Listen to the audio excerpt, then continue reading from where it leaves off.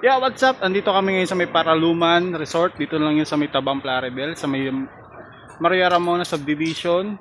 At tara, check natin yung resort na yun. Tara, pasukin natin tong Paraluman Resort. So, ito yung makikita mo kaagad. Papasok to ng Ramona kaya hindi mo siya masyadong makikita. Pero tara, tignan natin view.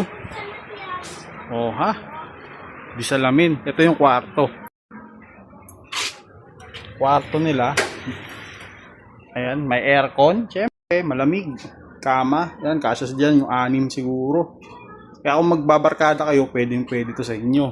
Tamang chill time, ito na may CR. Ingat lang dito, kailangan talaga ng tsinelas kasi may graba. Ha?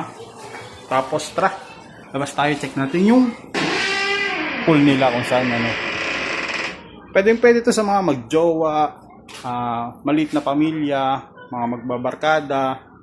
Tamang-tama to kung ayaw nyo ng public pool. Ito, pwede to. Ito nga pala yung page nila, check nyo na lang, no? Ayan yung page, tapos yung rate ng resort na to, andyan na rin, lalagyan na rin natin yan para ma-double check nyo na rin. Ito yung